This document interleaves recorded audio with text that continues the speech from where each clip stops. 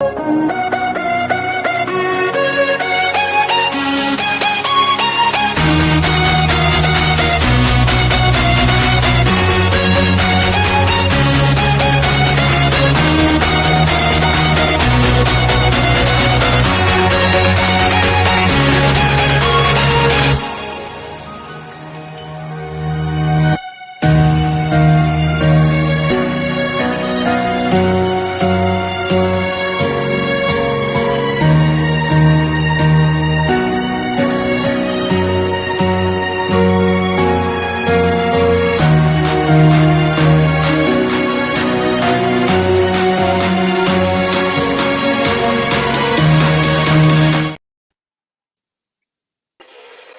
evening, everybody. Welcome to week 35 of the Prem Prediction Show. Yes, 3 more weeks and then the season ends. It has been a very, very long season, very, very interesting season, and nothing is decided yet. Well, maybe after this week there could be. Anyway, but welcome to the Prem Prediction Show. Please do leave a like on the video. Do subscribe if you are new. And I've been joined by 2 fabulous, fabulous guests, and they will probably say that they have had a very, very good season.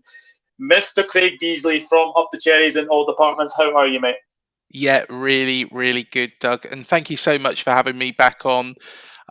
Yes, I think you can say it's been an outstanding season, really.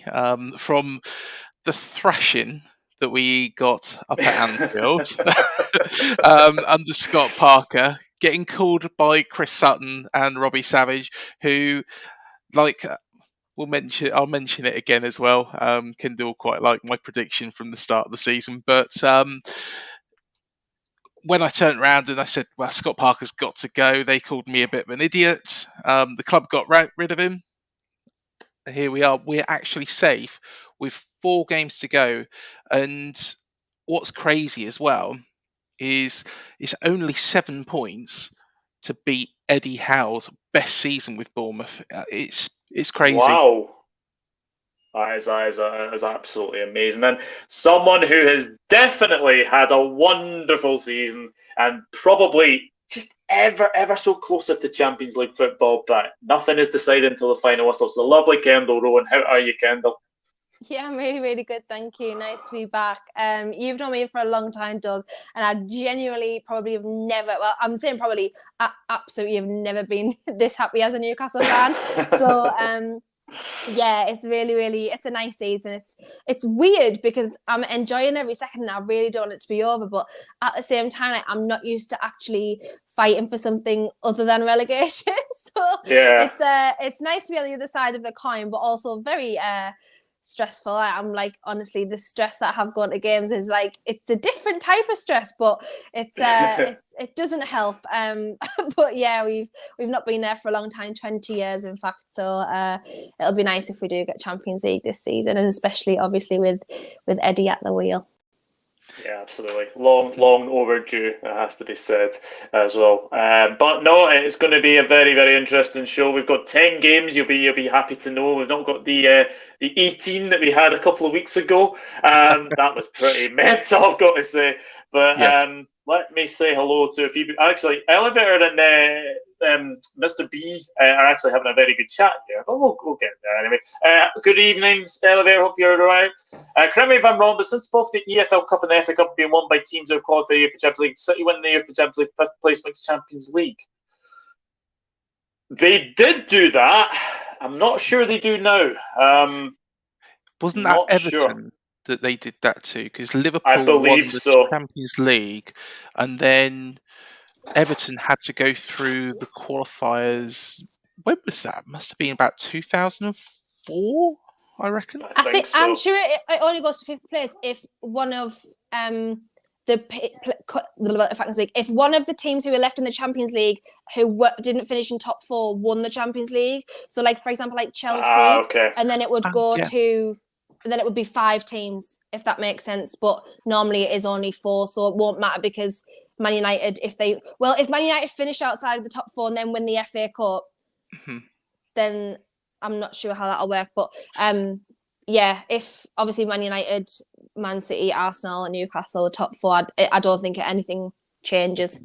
I believe, but Yeah. I could be wrong. I'm not going to be the person you come through to for Champions League talk. Let's be honest, because I've not been there since 2003-4. So I'm not going to be the Champions League expert. I can't lie.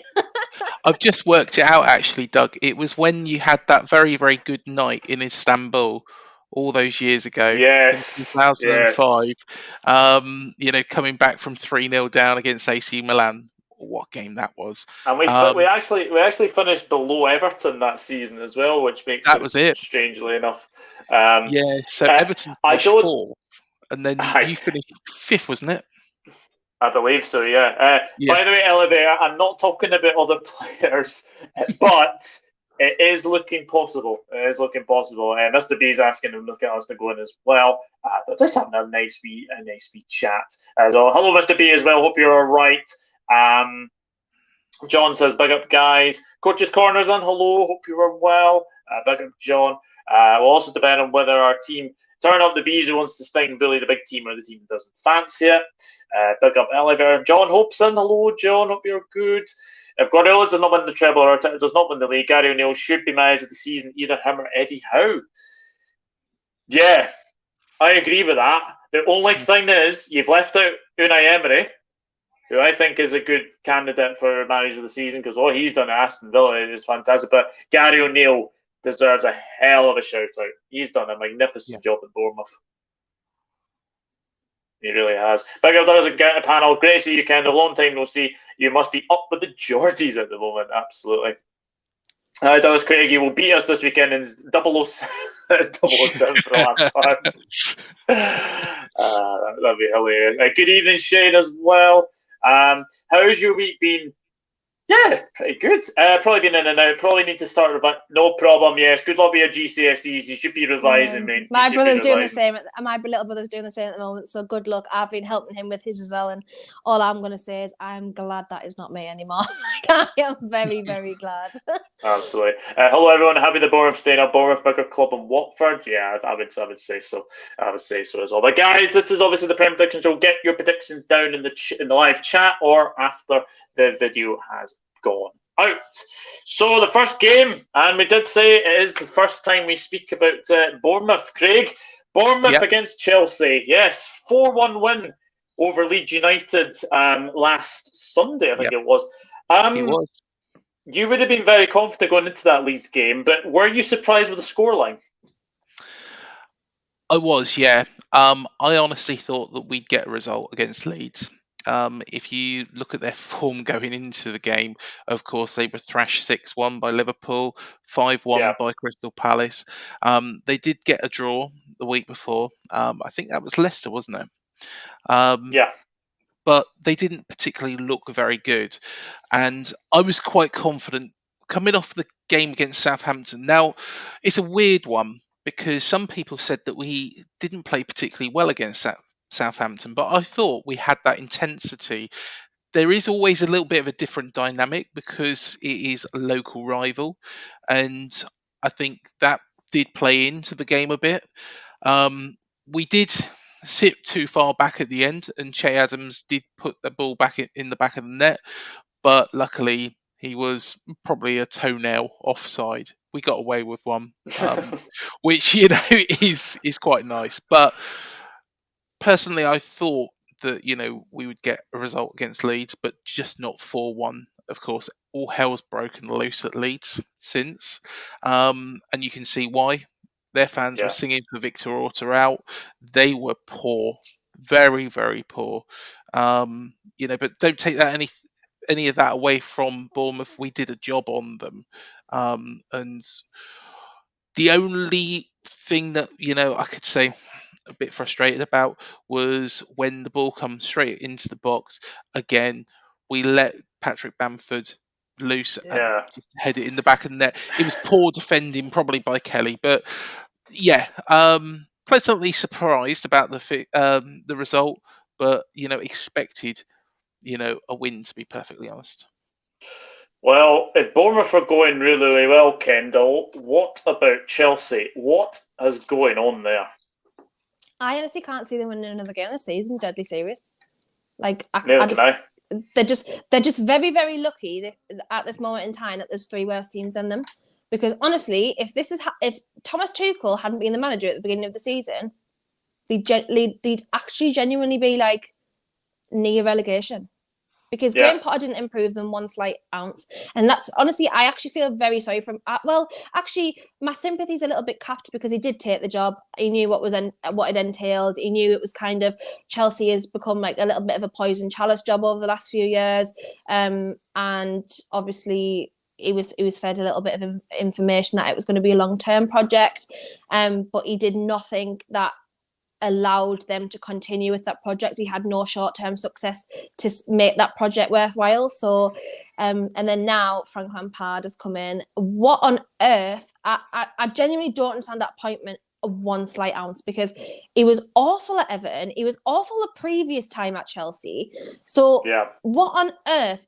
They were saying, it's like club legend coming back, steady the ship. Steady what ship? He's only ever sunk them. Like, what? Literally, what on earth? Like, Derby, fair enough, and it was a little bit of a different situation there. But in terms of his Premier League jobs, he's not done anything of note in the Premier League whatsoever. So it's their own fault, really. And they look poor. They just have no idea what the best starting 11 is because of all the players that were coming in. They've got injuries mounting up. Reece James probably needs surgery now. They just don't have a goal scorer whatsoever. They're just leaking goals. Yeah, it's not looking good for them. And I laugh because everybody thought that that's how we would be. Like, everyone was waiting for us to be the Chelsea, and then they've gone and done it instead. So I'm just glad, because they are just like the cover girls for what not to do if you are a Premier League club. Like, just don't do it. Yeah, I've got to say, I agree. I can't see Chelsea winning another game this season. And it's not just that, but when you look at their team right now, they've only got one leader in that team, and that's Thiago Silva. Like, Azpilicueta used to be a leader, and look what's happened to him. But Chelsea are badly needing a striker.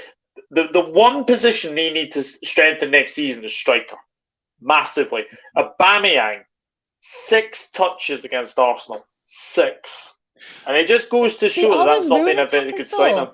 Like, if you think about the last few years, not one attacker has excelled at Chelsea. Like, Giroud, you could even say, like, maybe at a push, but like, since maybe it's like Diego Costa or something like that, they just have not one, not even attackers, players in general, for a general consensus, have not thrived at Chelsea. Like, there's only a handful, like Antonio Rudiger, for example, obviously Reece James, who've actually gotten better by being at Chelsea. And it's scary, like, especially when you've spent so much money and it's gone the wrong way. It's like I would be like very scared to be in their situation. They're just obviously lucky because they've got like recent history and they're a big club. So yeah, it's weird what's happening there. I'm just glad it's not me. I'm so glad. One thing about Chelsea as well, I had Matisse on from the channel MAH. I love Matisse. And he was brilliant. He was really, really good. And Todd Bowley, I'll keep calling him Ted.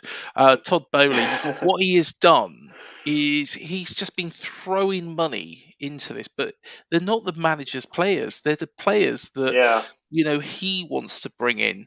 And the way I look at football, and I don't really buy into this, because with regards to like Gary O'Neill, even though Richard Hughes had a big part to play here in the players that we signed during the January window, Gary O'Neill had an overall consensus of that as well. And Eddie was always the same. He was always hands-on, looking at all the players that he was going to bring in to the squad. And he didn't get everyone right, but he was building something. And I think Graham Potter is a builder. He's a manager that needs time. Like he got at Brighton, he had time. He already had quite a good nucleus, and he took him to the next level. But there was not that pressure. Eddie Howe, for example, is the same. the same sort of thing, but he can get instant results as well. Yeah. The problem is when Potter went into Chelsea, they expected instant results. They expect to be challenging for the Champions League. They don't expect to be changing things around. And I think Todd Bowley has to really look at it and think, right, okay, my signings aren't working. I employ a manager to pick the players and go, right, okay, I want this player, and this player, because they'll fit into a system that I want to play, not what a chairman wants to play or whoever's making those calls. It just seems a little bit backwards, and a lot of clubs like that. Leeds, for example, I believe that they're similar, where Radrizzani was making a lot of the calls and Victor Orta was making a lot of the calls of what players they bought in. I think really the manager should have the overall say, and at the moment at Chelsea, well, Graham Potter didn't. Chelsea's transfer strategy was simply just hijack other deals that they found like other clubs were doing. So like Mudryk, for example, they were just like, oh, well, Arsenal want him, so we'll just go on for 20 million more and get him instead. Like it was just a completely random set of transfers that didn't even really make any sort of sense. And it was just there was just no, and the fact that your owner is going to be involved in your it just doesn't sit right with me at all. Like I would absolutely hate to think that like my owner was sitting in on like meetings about transfers because they don't know what they're doing. That's why you employ people at the club. Like we've got Dan Ashworth, for example, from Brighton, who know what they're doing and who know what you need, not just random, let's go and sign whoever. Like it's just bizarre.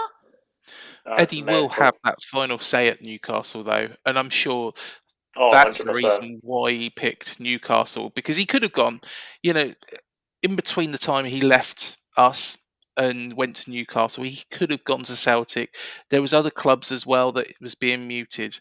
He went to Newcastle because he was going to be given that overall say. So, personally, I think that's a great move for him.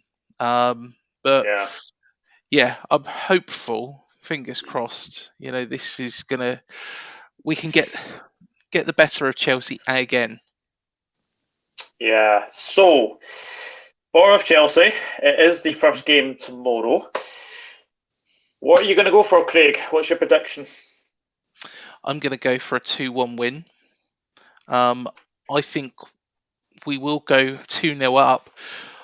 I do think we'll probably sit back and try and protect it at that point. But hopefully there's not too much time to sit back and protect it. It doesn't really work in this division. It's something that Eddie never did with us. In fact, he probably did towards the end of the fifth season with COVID and situations like that.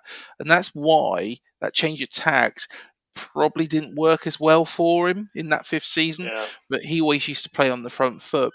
But I would say, going back to the game, I reckon we'll win 2-1. 2-1, Kendall? Yeah, 2-1 was my prediction as well for Bournemouth Chelsea. So, be a decent win for Bournemouth. Just help solidify their place again, and it'll be really, really, really, really funny if Frank Lampard loses again. So, win-win. Well, it'll be 4 points off Eddie's maximum. Well, when we finished 9th, I think it was 46 points that we got. So we're 7 points off at the moment. 42. That would be 42. Yeah. Yes, it would be 42. So I'm trying to think now. Maths isn't my strength. Yes, it would be 42. Yes, 4 points to go. Yeah, sorry. Maths isn't my strength. I couldn't be an accountant, could I? Shane's gone 3-0 Bournemouth. Believe it or not, I've also gone 3-0 Bournemouth. I think you're going to absolutely tank them. I really am. There's just this feeling of Chelsea and the players. I don't know if they're not really working out at the moment. And one player, who obviously Kendall will know, and I think she knows who I'm talking about, João Felix. Has that been a bit of a wasted transfer to Chelsea? 100%, because not one person's coming out of that well at the end of it. And this is exactly what I said in January. I said it was not a good move. I said, constantly, I just knew it was just going to end badly. And now it's badly for everybody because Atleti aren't going to get the money that they want. Or we're expecting. Listen, the release clause is something ridiculous, like £240 million. And I know that La Liga release clauses are very big, especially if they're homegrown players. So, like Saul, for example, his release clause is 320 million. No one is ever paying that for Saul. But after the Saul loan, they should have looked at that and thought, actually, Chelsea's maybe not the ideal situation for a player that we want to maybe put in the shop window. I know Atleti wouldn't have said that they were going to do that, but that's exactly why he's gone on loan. They don't play the type of football that he would excel with at the time. And even Potter, they didn't. So it wasn't like, maybe they will play that. And 11 million for not even a 6-month loan, a 4.5-month loan is stupid. And then he went and got sent off in his first game. So you know, it's just everything that I said about him is coming true. He just has he has all the technical ability in the whole wide world, right? He is one of the most technically able footballers that I've ever watched, right? Like genuinely. Yeah. He has no football brain. He just does not have the football and IQ to excel in the position that he believes that he can excel in.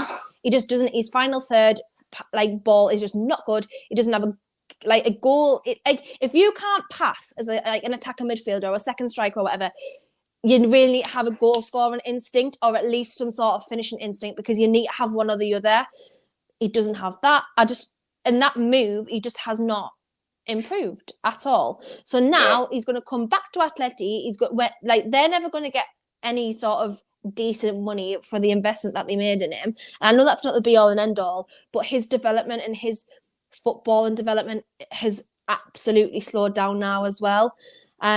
So yeah, it was just a poor move on. But the only thing I think now is Todd Boehly and Chelsea are probably the only ones stupid enough to pay the money for him now. So I just think maybe he just will go there. But in any case, he signed a year extension on his Atleti deal. So he's coming back to Atleti either way, I think, whatever happens. But shame really.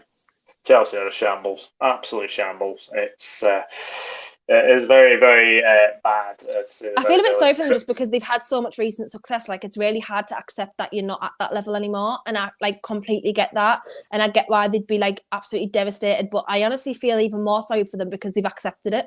Like, most Chelsea fans now are just we're just not good. Like, obviously, I know Scorecat in the comments, shout out to you for being unbiased because you're coming across very fair. But I'm too empathetic, me. Other people are like, oh yes, lovely Chelsea, and I'm like, oh, I feel sorry. Yeah, Chelsea are definitely a shambles at the moment as well. This might work quite well for them next season though, because no European football. I think that pressure will be off, and Pochettino will be able to, focus on the Premier League. The squad there, they should be competing, for the top four. But what he needs to do is come in, have a real good summer with them, make sure Todd Boehly is under control. You'll call him Ted. That's going to be his slander name now, Ted Boehly. Ted Boehly. Make sure he's under control and not shelling out money on players that Poch doesn't want. And I think, it could be quite a successful season for him next year. But, this year has been an absolute car crash of it, hasn't it, really? It has. And they are on course for their lowest ever Premier League finish. I think their lowest ever Premier League finish, was 10th. That was obviously when they were champions. It could be as low as 14th by the end of tomorrow. Manchester City, Leeds United. Now, when I look at this game, obviously this game last season finished 7-0 to Manchester City. Oh, Leeds. Well, happy birthday, Javi Gracia. You're sacked. Kendall, Big Sam is back. I was just thinking, is this 2023 or 2003?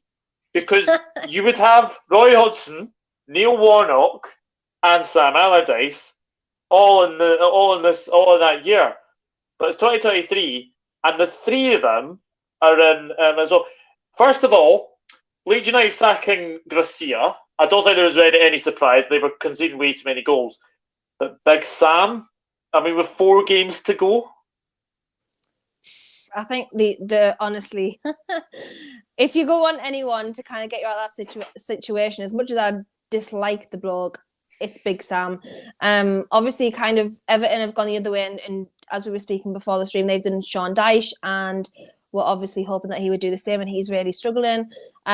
I am gutted because Leeds is like my local away game. It's an hour and a half away, but it's the closest away game that I have. Luckily, we've got 2 northern teams back in the Championship, at least 2 northern teams next year. So it's a little bit, softens the blow a little bit. But yeah, they've looked, honestly, and I know a lot of Leeds fans will say the same, and it's a very cliche thing, but they've looked awful since Bielsa left. They haven't improved anywhere across the board. Jesse Marsch didn't improve them. He did a little bit for a really short space of time, and then this season just looked really bad.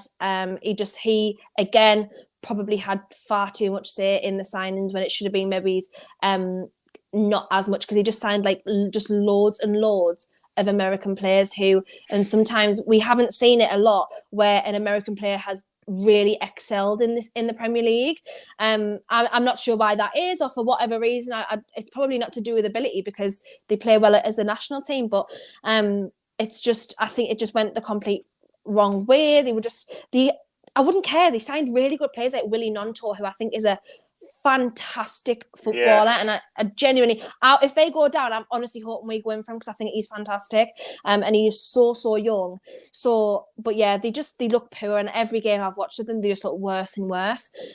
So honestly, if Big Sam is the miracle they need, well, then he is that. But I see them going now. For me, I just think they're gone. I have a feeling that they could be gone as well. And they've got a really hard run in. They've got Man City, and then they've got us next. I don't know who they've got the last 2 games, but them 2 games, if they lose them, West Ham. They've got West Ham and Spurs, I think, to finish off. That is not easy. That is not. They're not getting 3 points out of that. So I agree. I think they could be gone. Craig, I mean, there's one game that you basically go into thinking, right, this is a free hit. It's Manchester City. Yeah. But with Erling Haaland, he has broken the Premier League record for goals scored. I think it's 35 he's got now. Yes. 51 in all comps. It's ridiculous, isn't it? We are talking about one of the best strikers in world football. How many goals could he considerably get before the end of the season? Because it could potentially be getting into that 60. I think personally, it wouldn't be beyond him to get another 2 a game. If he gets another 2 a game, that will take him up to 43. And to be honest, that isn't going to be beaten for a long. Well, no, it might be beaten because he might go and beat it himself. But to be honest, he is just, when he come down here, he's one of those players that as soon as the ball falls to him, he'll do something magic with it. To be honest, he didn't do much moving around. He didn't do much running about. But what he did was he put the ball straight in the back of our net as soon as he got that ball. It was a magical goal, really. He's just a special talent, and it is a bit of a free hit for Leeds.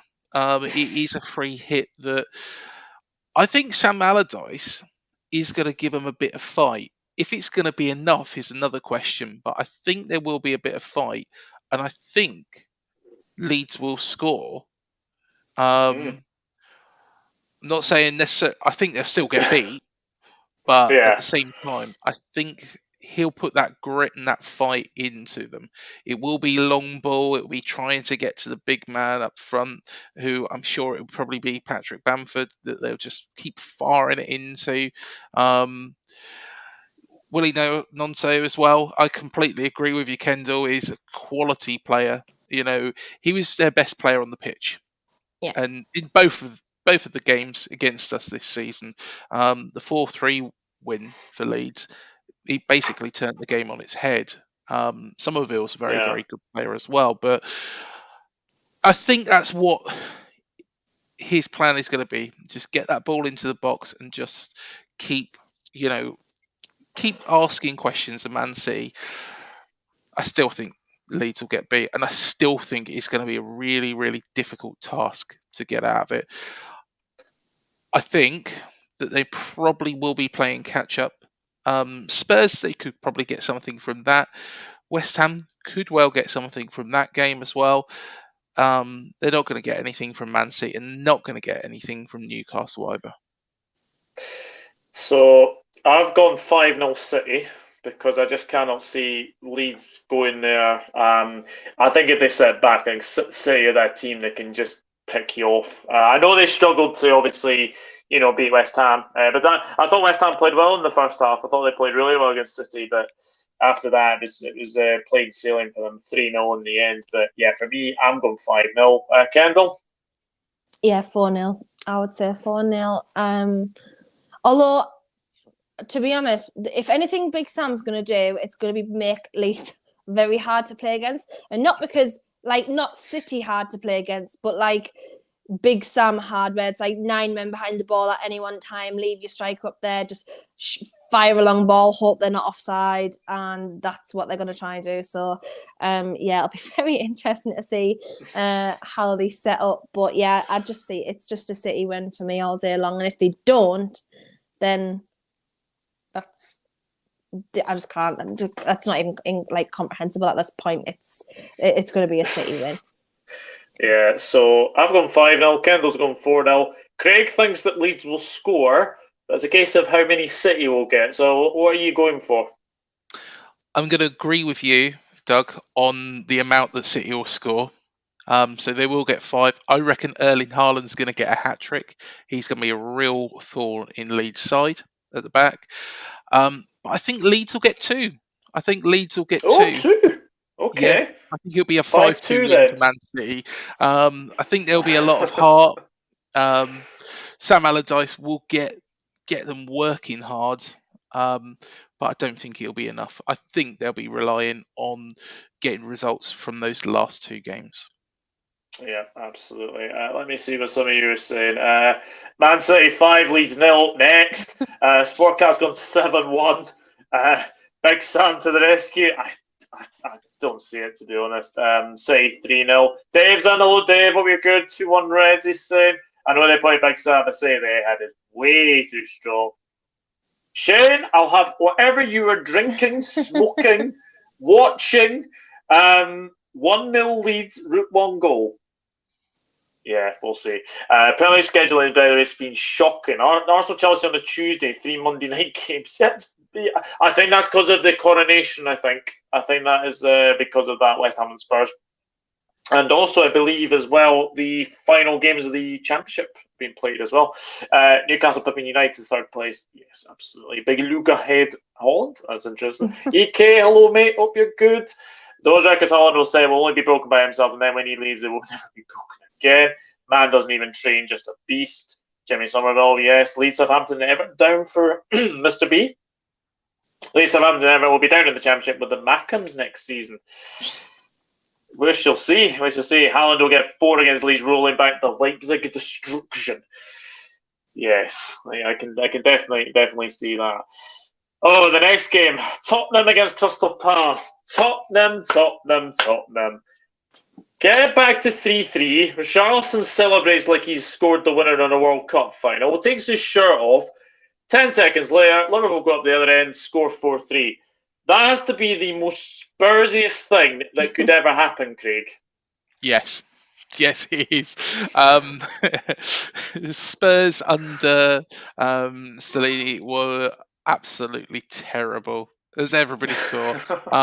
Newcastle absolutely destroyed them. And to be honest, we were all over them that game.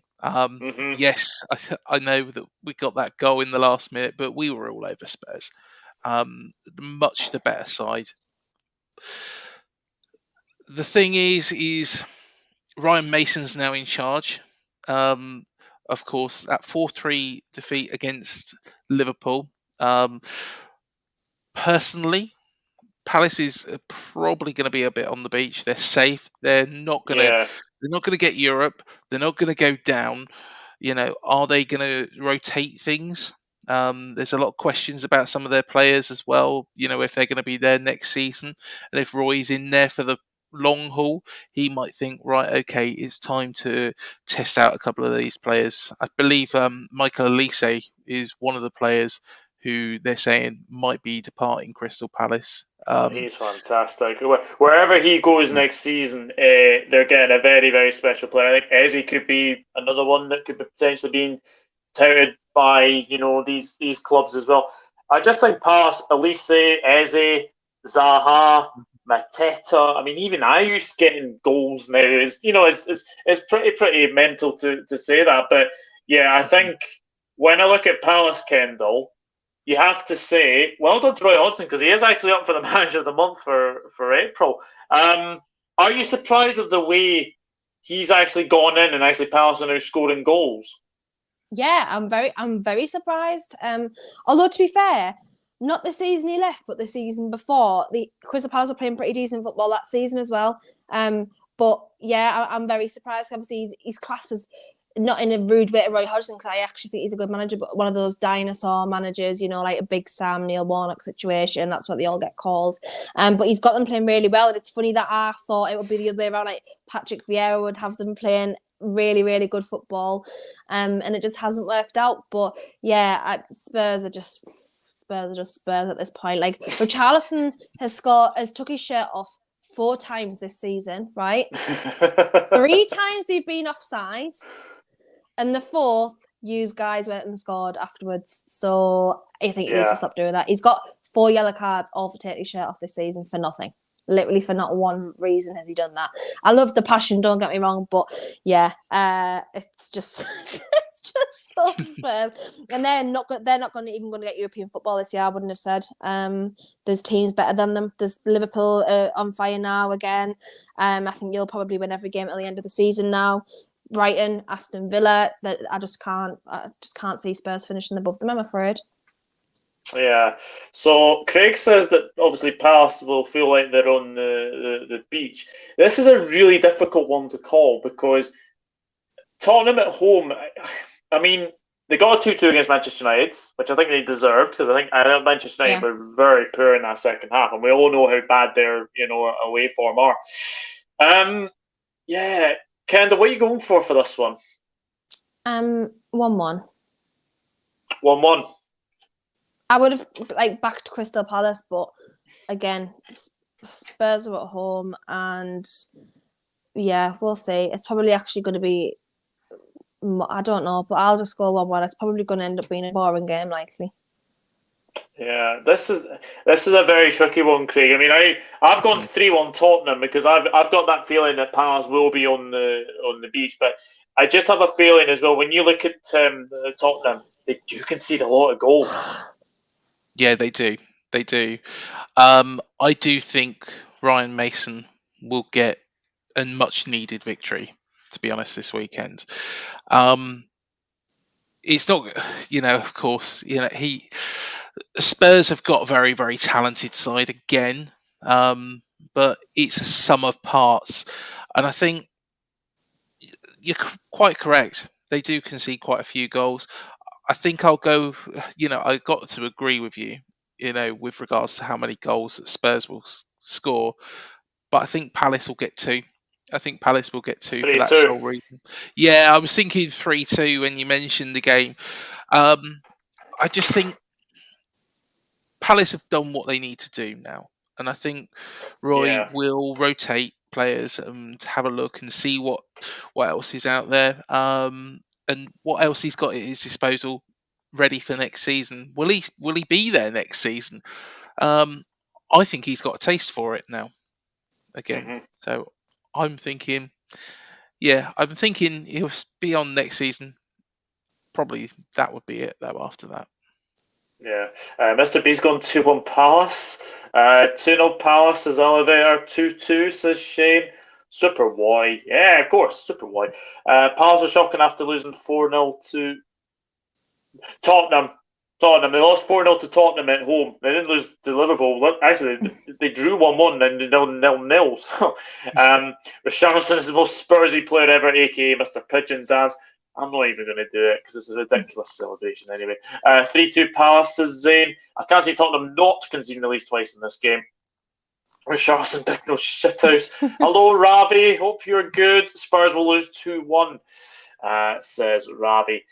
The next one is a Midlands derby. It's Wolves against Aston Villa. Kendall, Wolves 6-0 defeat to Brighton. I never saw that one coming. No, because I think Wolves had got a decent win before that.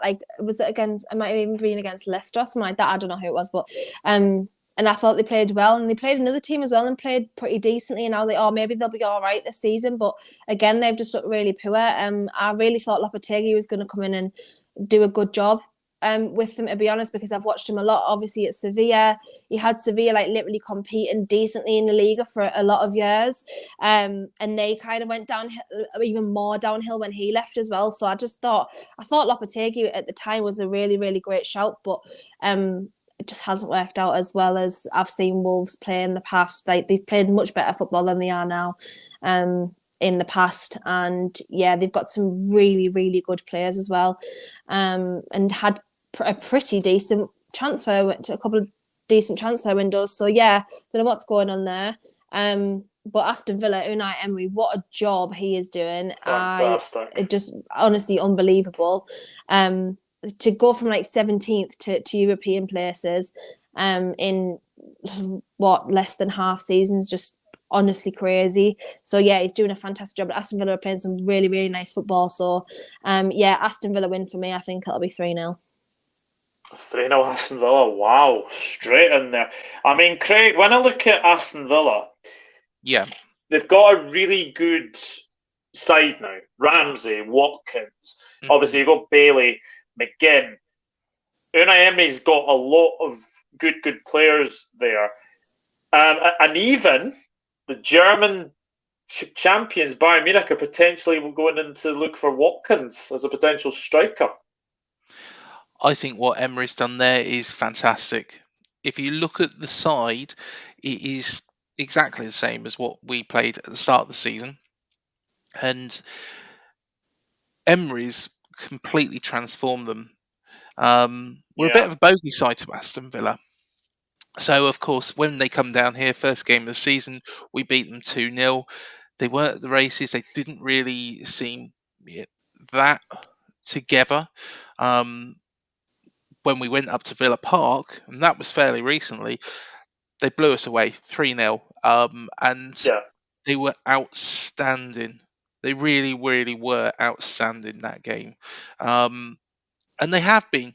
He's got everybody playing together, everybody working in the same direction. And I can't see anything but an Aston Villa win against the team who I say are the most inconsistent team in this division. There's a team that, when you look at them on paper, they're getting beat in games which they should win, and then getting beaten heavily by other teams like Brighton, and then they went and beat Liverpool 3-0 as well during this season. They don't make any sense. I think they're safe. I think they're safe from relegation, but next season that needs to change. But I think Aston Villa are just going to be way too strong for them. Yeah, what score are you going for? I'm going to go with Kendall, 3-0 Villa. 3-0. I've gone 2-0, so it's a full house of Aston Villa away victories. Let me see what some of you are saying. The 4-0 to Liverpool was the 1920 season. Yes, it was. 2-2 says Ravi. Hello, look, hope you're all right. 2-2 says Elevator. Yeah, good, mate. Hope you are well. 2-1 Villa. Another good evening for Emery. Wolves 1-1. Wolves 2, Villa 1. Ooh. Yes, Bailey has improved under Unai. Definitely. Villa, when they signed Gerrard, were about 17th in the league. Now they're 7th. mental, absolutely mental. 7 people without the one. Wolves need a bounce back. Wolves 2-1. Very interesting. Now, there is one game. It is tomorrow evening, and it is at Anfield. It is Liverpool against Brentford. I've got to say, Liverpool are starting to get into that winning momentum again, and it has taken a long, long time. Typical that it's obviously had to come by the end of the season.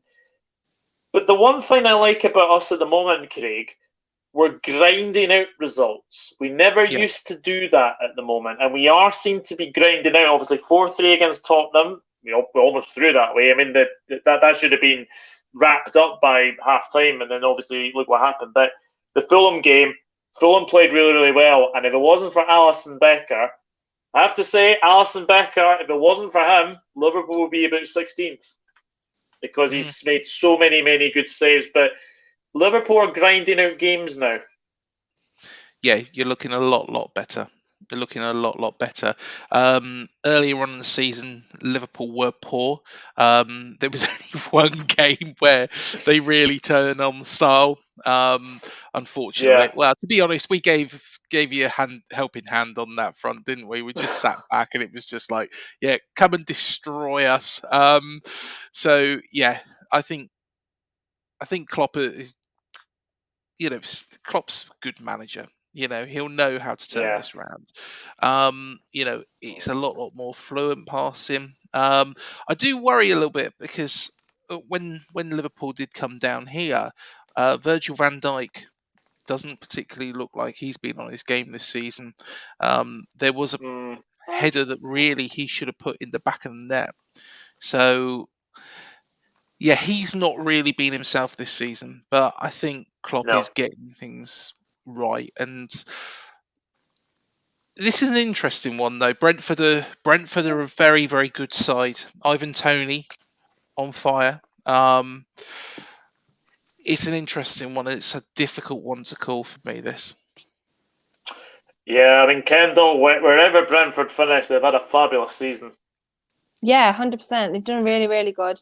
I think if they were going to finish into European spaces, I think that Thomas Frank will probably have a big shout of manager of the season as well. But I think they might just miss out. But yeah, they've been great. They played some really, really nice football as well this season, and I think it'll be a difficult game. I do still see Hughes winning because, as I said, I don't think he'll lose a game now till the end of the season. I think he'll win everyone. But yeah, I think it'll be a tough game, to be fair. So I think it'll be 2-1 to Liverpool. That's exactly what I've gone for. I'm not expecting an easy game at all tomorrow. And then Brentford have some fabulous players. Jensen, Mbeumo, Toney. I think I've said Vissa as well. Ben Mee, he's rolling back the years as well. He's been fabulous in the centre back. Aaron Hickey. That's going to be an interesting battle tomorrow. Aaron Hickey against Andy Robertson, the two Scottish full-backs. So, yeah, look, I think it's going to be a very, very tricky game. Craig, what are you going for? I'm going to look like I should have gone first, shouldn't I, and told you my prediction, because I'm going to look like I'm copying now. I was thinking 2-1 Liverpool. To be honest, I agree with you, Kendall. I think Liverpool will go unbeaten now till the end of the season and win every single game. There seems to be that determination in the squad, and yeah, I think you'll be fine. I think you'll be fine, and Klopp's going to get the team raring to go for next season. Yeah, I have a feeling we might win every single game as well, but we shall see. Reece Gaming Channel, good evening, mate. Hope you are well. You're going for 3-1 Aston Villa. Shane going 3-1 Liverpool. I'm not excited for this game. I know we won 5 in a row, but when we won 4 in a row, Brentford beat us, and also Brentford 5 in our top half finish. Lucas says 2-1 Liverpool as well. Oops, the chat just went up there a minute. Top 4 still on. When we come to speak about Manchester United, I do have a bit of a wee good stat about Manchester United, actually. Liverpool 3, Brentford 1. Don't like going against my team. I just think you lot are looking awesome now, so won't do the double over you. But saying that if we do win, I will be happy. Yeah, Brentford have had a fabulous season, must be, definitely. I generally think Brentford can cause threat. Brentford 2, Liverpool 2. That's a good prediction. 3-1 Liverpool. I'm going Liverpool 3, Brentford 2. We'll be 2-0 down in third. Oh, Jesus Christ. Fans raging. And Then around the 56th minute, we get back into it. We score an equaliser in the 83rd minute. Then the 89th minute, we scored the winner. I like how you literally didn't have any spaces there.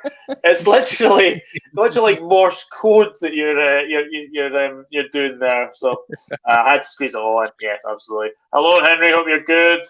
I honestly believe United will have a poor run to the end of the season. We'll win every game, and I do believe we'll get top 4. We shall see. Cyber Leader's in. Hello, Cyber Leader. Hope you're good. And Henry saying hello to Cyber Leader.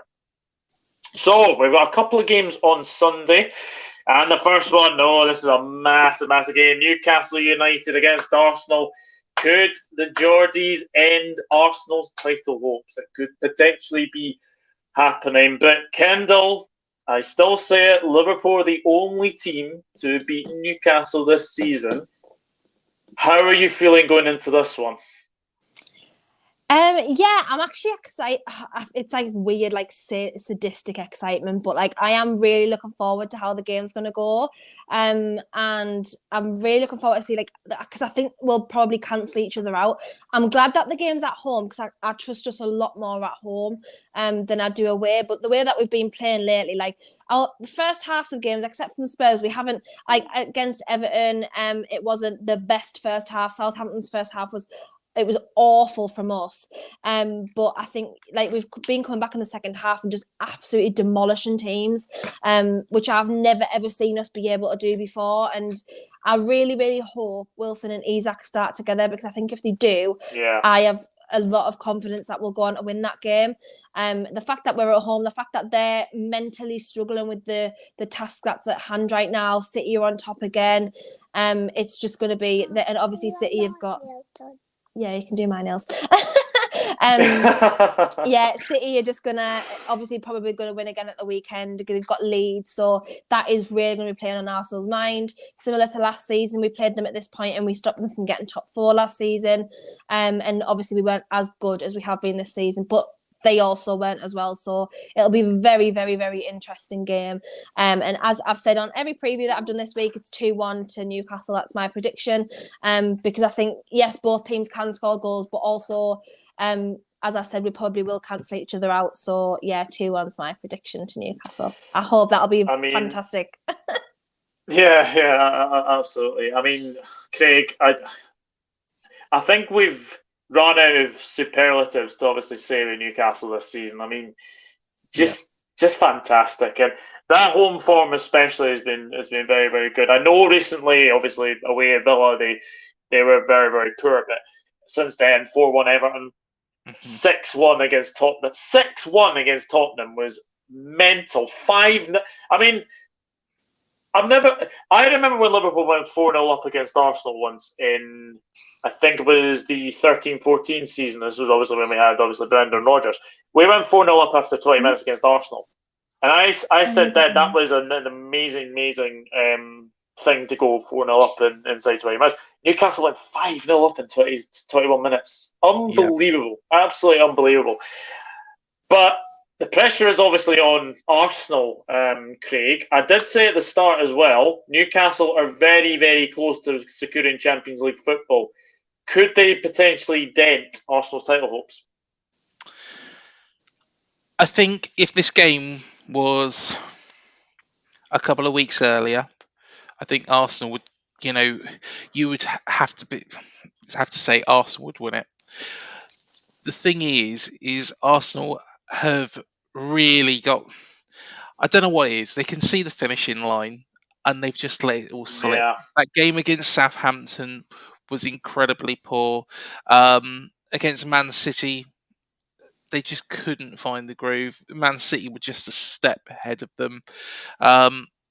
They did get a decent result the other week, but I think that they are starting to struggle. And I think Newcastle, Eddie is in the groove. That Villa game, I saw that, and Eddie would not have been happy with that performance. No. He's one of those managers, and I've met Eddie on a number of occasions, and he's one of those men that is so professional in front of the camera, and seems very, very calm. He's very, very good at disciplining players, but then giving them a second chance. He will go mad, believe it or not. Eddie Howe can go mad, but then he'll give somebody a second chance and a third chance to really prove it. And it's good. Newcastle players have responded to that. I'm sure that would have been the scenario. He'd probably have given them the hairdryer treatment and got them backfiring again. Arsenal, on the other hand, I think they've had a fantastic season, but I think the nerves are getting to them now, and I think it's going to be a challenge for them if they can turn it around, and if Man City do drop some points, which I don't think they will. Then it would be an incredible end to the season for them. But I think this could be the game which basically kills off their... Because let's be honest, Man City aren't going to get beat by Leeds this weekend. This could be the game which kills off Arsenal's chances. And I'm going to go for a 3-2 on this. Oh, for Newcastle. Oh, I don't know if I might have one. I had a cardiac arrest on Sunday. I'm like, my streams are cancelled because I'm literally ill. Yeah, I've got to agree. I'm going 3-1 Newcastle. I just think this is the game, I think, where Arsenal's title hopes end. And I don't think Arsenal got the best of records at St James's either. I think the last two games, I think they were beaten as well. I think they lost 2-0 last season as well. And obviously we all know from All or Nothing as well. I forgot what it was called there. All or Nothing. We all know how angry Arteta was as well. But no, I think Arsenal have had a fabulous season. They'll be very, very disappointed if they obviously do lose it from here. But I think the game that kind of broke them was the Liverpool second half. Because I think you kind of saw once Xhaka did his thing on Trent, that got the crowd riled up. And I even said then, Xhaka has been one of the most improved players, but he does have a very, very soft temper. And I did say at that time that I think that Arsenal were broken by Liverpool. And then obviously, look what happened, 3-3 against Southampton. And I don't think Arsenal's away record, yes, it might be the best in the Premier League by a country mile, but just recently, I just think that away from home, they play a lot different. And City away was really, really poor. They were very, very poor. I think City just completely trounced them in the end. And I think 4-1 sort of flattered Arsenal. But I think if Newcastle get an early goal against Arsenal on Sunday, it'll really, really settle them down. And we've seen this season that Newcastle have obviously got the best defensive record. They don't concede many, many goals. So, yeah, I think this is where Arsenal's title hopes end. And I think as well, I think City have got their second game in hand coming up very, very shortly. It's going to be won very, very soon, I think. Yeah. So yeah, fantastic season for Arsenal, got to be honest. But yeah, I think Newcastle, are doing so well. And like I said earlier on before we come on, I had a conversation with Eddie Howe, did a season preview with him, and I said, of course, Doug, you were on that as well. And I said, Newcastle are going to finish third. I said, and Harry Redknapp was like, "You're mad." But if you look at when Eddie Howe took over last season to the end of the season, that's exactly where Newcastle were. Yeah. In fact, I think they even got up to second in that form table if the season had started then. Yeah.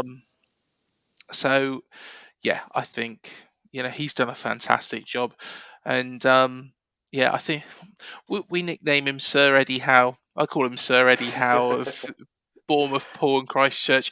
Got give him the official title, but I think you could probably add Newcastle to that as well. Yeah, he's King Eddie up here now. So King Eddie, King Eddie. We have a song. Eddie. We have our song. We are Geordie's Super Geordie's. Eddie is our king. So not can we have him back? Not quite. Yes, I think we'll keep him for a while longer. I hope. I love him a bit. I love him a bit. He's just the way that I knew when he came into the job. Obviously, Bournemouth fans were just so I never heard a bad word about him from anyone, specifically Bournemouth fans. And I just, from that point onwards, I was like, yeah, we've got someone really, like, not special in terms of managerial, because I knew how good he was. I just didn't know how actually good he was.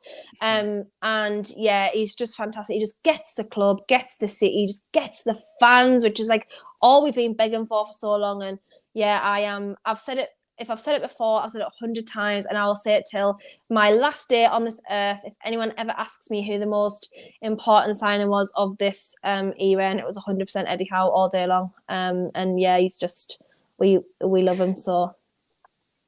Yeah, absolutely. Well, one team who is definitely, I think, under the biggest pressure at this moment is Manchester United. I mean, another defeat to Brighton. Kendall, do you think Manchester United's away form has been detrimental to their top four hopes? Yeah, 100%. Because I don't think they even beat any of the top six, this season. Obviously, they away have from not home. beaten. They've not beaten any of the top 9 away from home this season. Yeah, I knew it was at least 6 or 9's crazy. Their away form is awful, and honestly, the last, I would say, 4 games I've watched them play, they've looked horrible. They've looked extremely poor. And against Tottenham should have won that game. Son missed so many chances. And I wouldn't care, Man United were 2-0 up. It was just, they just haven't looked good. They're under massive pressure now because obviously they've got the FA Cup final against City as well. You don't want to play City at the moment, do you? Let's be fair. No. They've gone out of the Europa League, which they were expecting to win. And now they genuinely could drop out of the top 4 based on their form at the moment. So yeah, it's looking a bit scary for them at the minute. And if they don't get top 4, it's just going to be, that is to me very, very bad from them, especially considering obviously where they've been through the season. So yeah, they've just not looked great. It's weird because obviously the Carabao Cup final happened. They've been way off form since then, and we've been way back on form since then. So it was a little bit weird, but yeah, they are under massive pressure, I think, this weekend. And they're away at West Ham. And I know West Ham haven't been great this season. Don't get me wrong, they have not. Obviously, we're battling relegation. But it's at West Ham, and you can never... The way Man United have been playing, and West Ham got a really decent win, not last game, the game before. So it can be done. But yeah, I just... They are under pressure at the moment, I think, now. I mean, West Ham will go into this one, Craig, thinking Man United's poor away form. We can maybe get ourselves safe. Yeah, I think they will do as well. West Ham, when they come down here, 4-0 winners. I forgot. I knew they'd won, but I forgot it was against you guys. I've just forgot about that. Yeah, it was, honestly, Kendall, it was an excellent performance from them. Paqueta looks a very, very good player. Kurt Zouma secure at the back. Probably the player that, of course, everybody goes on about Declan Rice, but probably the player that doesn't get enough credit for what he does is Cresswell. I think he's very, very good on that left wing, gets himself up the pitch and, causes some real trouble in that box with his crosses. So I think West Ham look very, very good. They look like the West Ham of last season rather than the West Ham of this season. They've been fighting on 2 fronts with the Conference League. I think even though the West Ham fans say that it hasn't been a distraction, I think it has to their Premier League form. But I think they're back.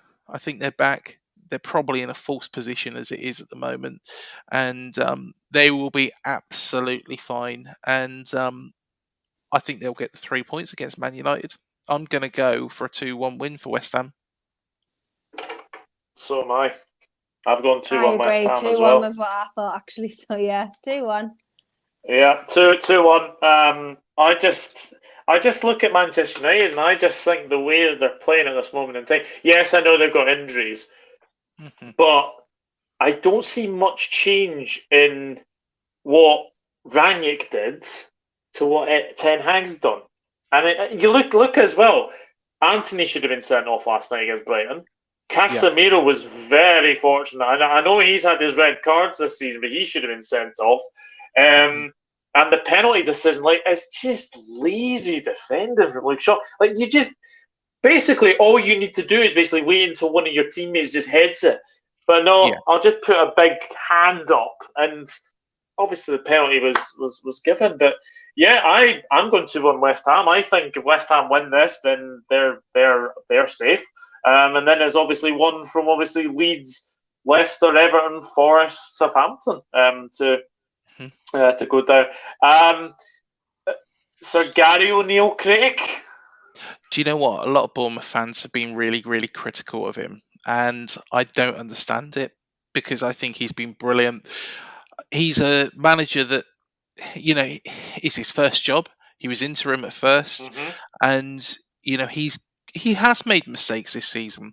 When we was 2-0 up against Spurs and we lost 3-2, that's one example. 3-1 up against Leeds, lost 4-3, and that was sitting too far back. The Brighton defeat, where we was all over them, and then we decided we was going to sit back and get a point, and then ended up conceding. Again, mistake. But I think he's done a fantastic job, especially recently. And I think, I'm sorry to bring this up, Doug. I think the Wolves and the Liverpool results were the catalyst for this.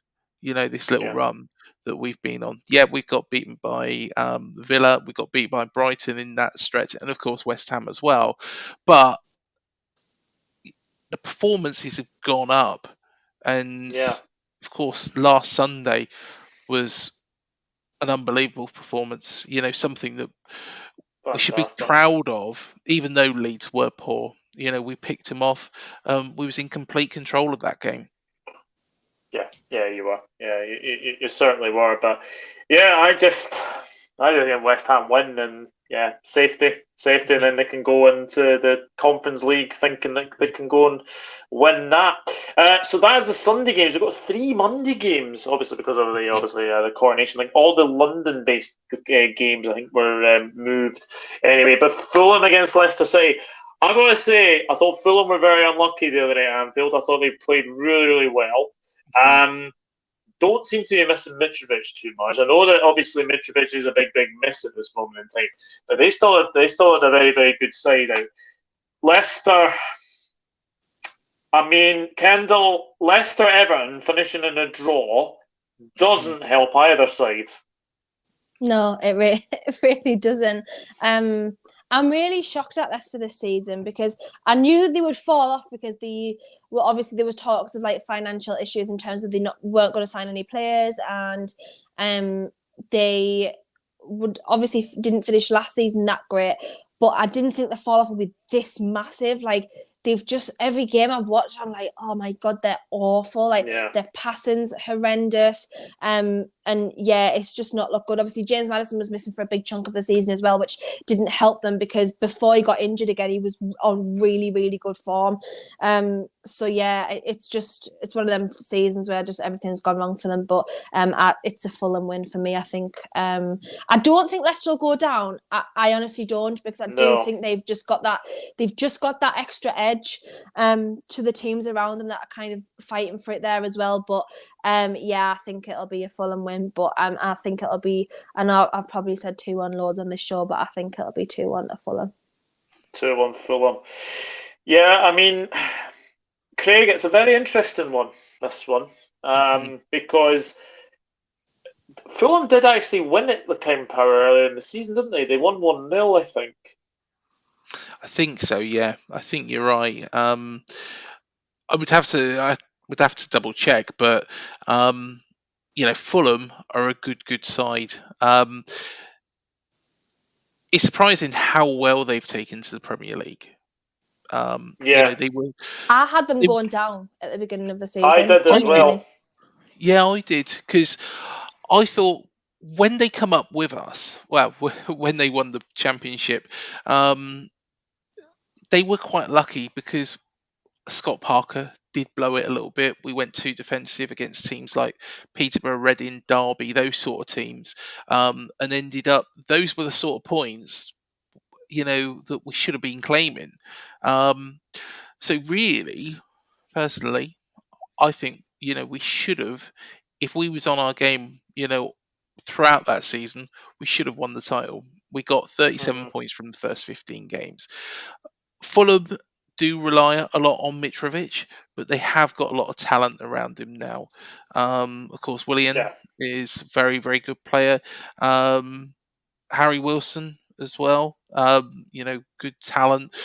There's a lot of quality in that Fulham side, and I think defensively as well they're good. Tim Ream, it has petered out a little bit for them towards the end of this season, and I think a lot of that is coinciding with how well they've done. How hard they've pushed themselves. The cup run as well, with the loss of Mitrovic. With regards to Leicester, I thought Leicester were the better side against Everton. Especially for 70 minutes of that game. I think the thing is about that game, I thought first half in particular, I thought Leicester were the better team in the first half. I think Everton kind of shaded it in the second half, but a 2-2 draw, they sat back too much. I think they allowed Everton to sort of come onto them a little bit, and I think they kind of sat back too much. And against Fulham, I just don't think you can do that against Fulham. And I think Fulham got players that can pick them off as well. And they are running out. I mean, they've got Liverpool after this as well, which is never an easy game for them, but they do actually have a pretty good record at the King Power against Liverpool as well. So, I mean, this is not an easy one to call, but for me, I'm going to go for Fulham. I'm going to go for a 2-0 win to Fulham. And I just think Leicester, they could potentially go back into the bottom three.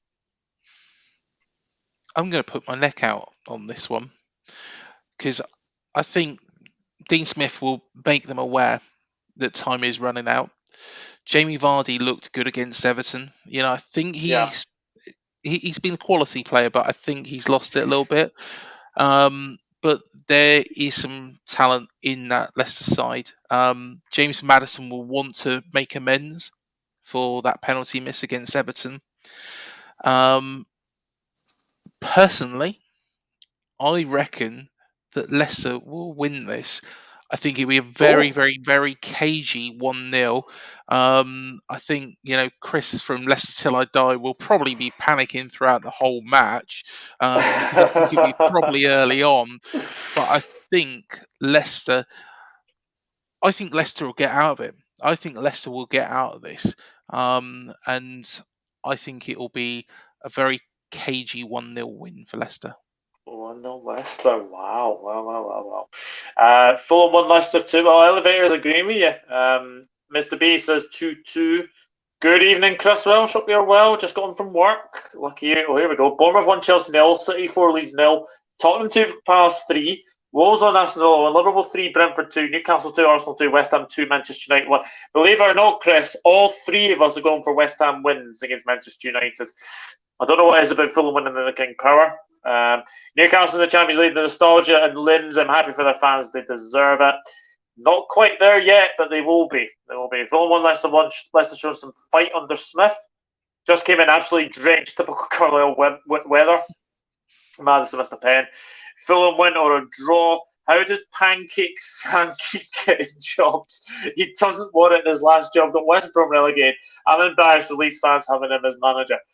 Do you know when you said Pancake? I thought you were going to say Gravy for Big Sam. Seems many people think Leicester will escape. Well, one side who I don't think are escaping is someone on this panel who likes to call them the Scouse Mackems is Brighton against Everton. I mean, I've lost superlatives for Brighton this season, but Everton.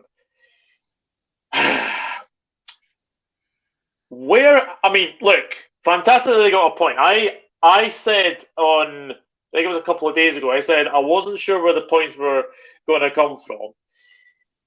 But Kendall, when you look at Brighton's form, this has got a home banker. It has to be. Has to be.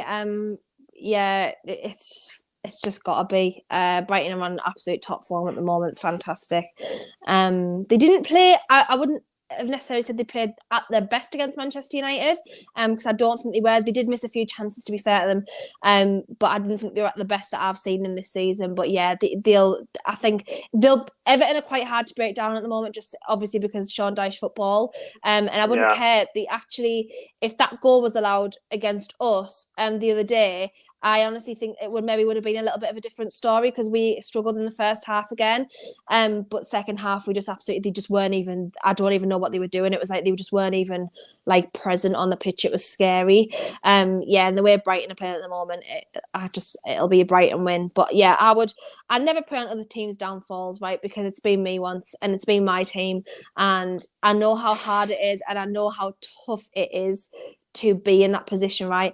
But please just let this be the Everton go down. I'm sick. Get them. Honestly, you know what I feel. You know how I feel about them, right? I can't stand. I literally cannot stand Everton. And people will be like, "Oh, you're always forcing a rivalry." No, they literally celebrated when we went down last time, and this is the whole reason why we've got a rivalry with them now. When obviously, because it was Rafa Benitez as our manager, they were all like, obviously like the cop-out and that. So they celebrated when we got relegated last time. So they've been on the verge now for like 3 seasons. Last season they only stayed up basically because we literally. I think about that result every single day. I'm not even joking. I genuinely do. In the grand scheme of things, it does not matter to me at all now. Like, it doesn't matter to my team. But we let them beat us 1-0 when that idiot tied himself to the goalpost last season, right? And I always think about that result. Like, obviously, and they basically stayed up because of that. So yeah, they've been on the verge. Just get them going. Not even in a nasty way, but they just need to go and rebuild now, because they have gotten away with so much in the last 5 years. They've spent ridiculous amounts of money, like £600 million in the last however long, 5-6 years. And what have they got to show for it? Nothing. They're building a brand new stadium. Like, they've got away with flirting with financial fair play rules. They've got away with wage situations. Like, I honestly don't know how much more they can get away with really now. And they were horrible to Rafa, and I don't forgive them for that. So yeah, see you later. Wait. I won't get predictions yet, but you're gonna wait for my one. I'll say that. Craig, you and I have had this discussion, right? Yeah. You and I have both said this is the season Everton go down. Now, when I look at this, are Everton the poorest sides in the Premier League at the moment? Because I'm looking at teams like Southampton, Forest. They've got attacking talent that they can get you out of games. Yes, I know Southampton have not been entirely good at the moment, but for me, they're not the poorest team in the Premier League. For me, if you're going to have 2 poorest sides in the Premier League at this moment in time, one's Chelsea and one is Everton. Yeah, definitely. And Leeds. And Leeds, yeah. But at least Leeds do score goals. All right, Everton did score 2 against Leicester the other day, but attacking wise, Everton are incredibly poor. Calvert-Lewin, to be honest, when he has played, hasn't been great. Anthony Gordon. Did you see his sitter he missed the other night? Yes, exactly. Anthony Gordon, could well have been their saviour. They chased him down the road and when he was in his car, and that made him want to go to Newcastle. So don't blame him for that, really. The People's Club. Club, apparently. I think that Everton are incredibly poor. They have probably got one of the better goalkeepers in the Premier League, in Jordan Pickford. They are hard to break down, but it's all well and good, if you're not scoring goals, they're going to get stuck. And Brighton with Matoma and their McAllister as well, they're not going to keep a clean sheet against Brighton. Not in a million years. Everton. It was 4-1 the last time. Brighton went to Goodison Park and won by 4-1. So how? Because when they come down here, I was really worried actually of our games against Everton. So we had them in the League Cup, and then we had them in the Yeah. Premier League, and I thought, right, okay, what they're going to do is they're going to come down. Yeah, we might beat them in the League Cup, but they're going to be staying in a swanky hotel, and what they'll do, train down at Poole or Wimborne or somewhere like that, one of the local clubs, and then they'll be all ready for the Premier League game. To be honest, I need not worry because No. they were, well, to be honest, last season, I can't think of 3 teams that were worse than Everton from last season in the Championship. They were that poor, and they haven't really improved. Sean Dyche has got them to a long ball, heading, just punt the ball up. I think they're goners, and I wouldn't be Yeah. surprised if they did finish below Southampton. I would not be surprised, because I honestly question whether or not they'll get another point. Well, actually, I do think they'll get another point. I think they'll get another 3 points, because I think they'll probably beat us last game of the season. Their fans will be Nah. No, fuming and no. setting off No fireworks and all chance. sorts. It'll be horrible, and they'll probably get a result that day. But to be honest, it won't be enough, because they'll all be already be relegated by that day. Right. Here we go for predictions. I'm going Brighton 5, Everton 0. I think they're getting absolutely gubbed on Monday evening. Kendall? 3-0, Brian. 3-0. Craig?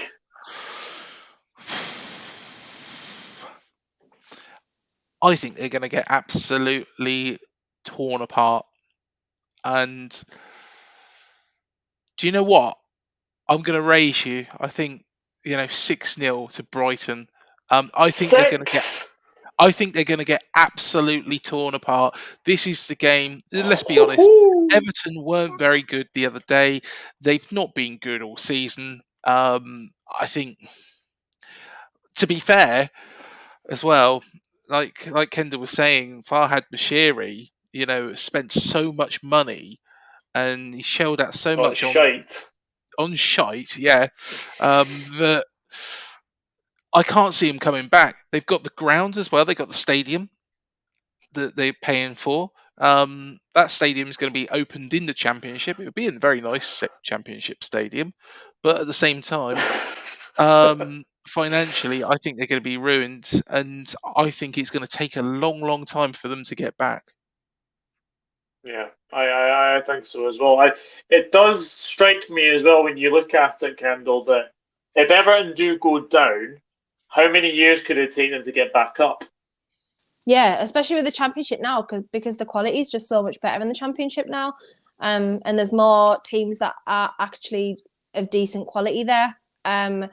It wasn't really the same as when we went down. It was getting there, it was getting better, but the last 2-3 years it's got far better. So yeah, they will struggle. I did see a little. I don't know how true it was, but I think on another stream someone had said that there's a clause in the contract that they have to return the docks where they're building the stadium. If they can't financially keep up with the payments on that stadium, they have to return the dock to the position that it was found in. So it just made me laugh that they're going to have to oh my goodness, tear down the stadium and stuff, and that is just so Everton. But yeah, they're just poor. They've got, as I said, they've got away with so much, and they really, really should have gone down last season. So yeah, it's probably their time to go, and it will be. I mean, it'll be a big historic moment, because they're with them and Arsenal. Sorry, they're the 2 longest serving teams in the highest tier.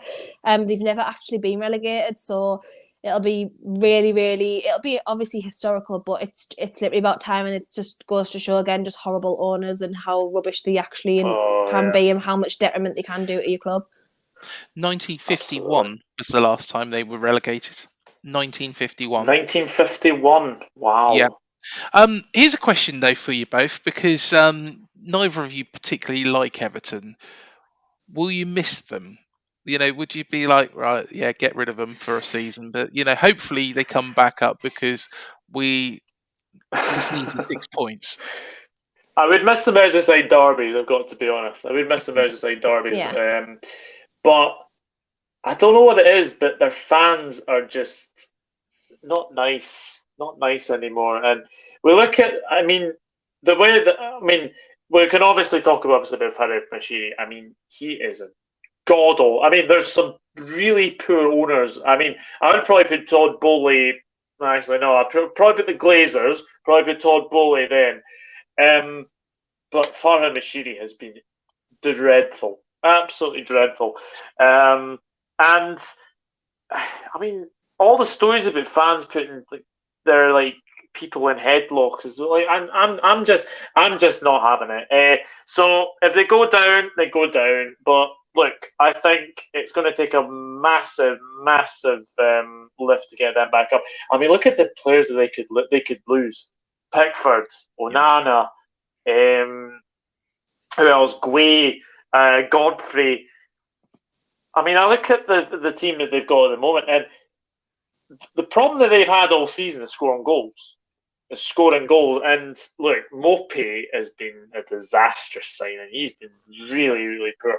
So, yeah, I think this is the season that Everton go down, and I think they're going to be in the Championship for maybe a season or two. And yeah, their final season at Goodison Park would be in the Championship, and then obviously they'd probably move to the Docks as well. Just very, very quickly before we do go into the final game, which is obviously Forest Southampton. What a game that is! Kendall, James Milner looks like he's going to Brighton. Yeah, very. That's just random to me. I don't know what's going on. Sorry, Brighton signing, is it? As of late, they always just pull off some sort of random South American unbelievable talent off the conveyor belt. But yeah, it's just a very random thing. However, it does also make your owner pull a finger out the backside, because now you are absolutely, if it wasn't so obvious before, especially now that Jude said that he's going to Real Madrid, if it wasn't obvious before, it's very obvious now that you are going to need a quality midfielder. So yeah, it'll probably make FSG obviously put their hands in their pockets and get a decent midfielder. But yeah, just very, very random signing. And to answer your question, Craig, I won't miss Everton. No, fair enough. Fair enough. I've just been seeing the same thing about Sunderland. They always ask me the same thing about Sunderland, like, "Oh, do you not miss the derbies?" Absolutely not. I could quite happily sit here for the rest of my footballing life and not have another derby. It would not bother me whatsoever. And the same as Everton. Off they trot. I can't retune them. Honestly, they just need to. They just need to be humbled. If they come up next year, fair enough, no bother. But they just need to be humbled a little bit for me, 100%. Do you know one thing I've got to say about them as well? And I've seen a couple of comments there about Everton versus Carlisle in League One. You can imagine that, couldn't you? They could potentially go down to League One. They are really, really poor at this moment in time. But I just think, with regards to their fans, every time I've spoken to an Everton fan this season, it's been very, very depressive. It's just like, yeah, we're just shit. We're rubbish. We're terrible. We're awful. And it's like, yeah, I think relegation. And then you go to their stadium and they sing, "We are the greatest team in the land." I'm like, well. No, you're not. Since when? 70 years ago. A trip to Plymouth might make them feel a little bit better. Might make them a bit happier, but then again, probably not. Yeah. Mr. B, does anyone get the feeling Kendall doesn't like Everton? Just a tad. Just a tad. Well, secretly, she loves them. Well, if you're talking, I wouldn't care. I honestly wouldn't care. There's two Everton fans that I know. Baz, who I do the overlap with, he is one of the most genuine, decent guys I've ever met in my life. Same with Mike, who does Blue Boys Network as well. He is one of the loveliest men I've ever met. And I do feel sorry for them. I do not feel sorry for the majority of the fan base. I don't feel sorry for Evan. I don't feel sorry for the fans. It's just them specific two people that I do feel sorry for. So, yeah, that's it. Just go and support a different club, tell them. Yeah. Well, Well, when you thought that Brighton Everton was a very very interesting one, this, oh, I tell you what, this is 6 pointer. This is, I think, whoever wins or probably goes on to stay up. That's got everything, this game as well. Craig, Nottingham Forest. They are in the relegation zone at this moment in time, but I look at their fixtures and this is one they should be aiming to win. You need to win your home games. Yeah. I know I know you said it was 6 pointers. Southampton are not getting out of it, even if they do win this game. I think Southampton are gone. But yeah, Forest are showing a bit of heart. They're showing. Yeah. They looked good against Liverpool. Of course, they were ahead in that game. They were ahead at Brentford. Ended up getting beat 2-1. That is Forest's problem, is that they do seem to get turned over when they're in a decent position. They've spent a hell of a lot of money, a ridiculous amount. But then again, I think they had to, because they had a lot of loan signings when they come up. It's a bit like, when Huddersfield come up to the Premier League that season, they had a lot of loan signings. They had to spend quite a bit of money. They had to get a lot of players on frees. Actually did a bloody good job of staying up the first season. Forest, had to do that as well. I don't understand why Steve Cook hasn't really been getting his game there, because he is, defensively solid. He's one of those players that you can say, oh, he doesn't do anything spectacular, but he's solid. You know what you're getting from him, and you know that there's a rock at the back. Personally, I think Forest will get out of it. I think, everybody can probably now guess the bottom three in my head. But is there any surprise with the amount of goals the other side is conceding at the moment? But I think I think Forest will win this. And of course, we played Southampton recently. They are poor. I'd like you guys, not one that you wouldn't miss Everton. I think we'd miss Southampton. Deep down, even though we call it a little bit of a rivalry, there's a bit of a love between the two sides, believe it or not, because when this football club was on its backside, to be honest, Southampton fans were putting money in their buckets as well to keep our club afloat. So there is that bit of love between us, but I hope they come straight back up.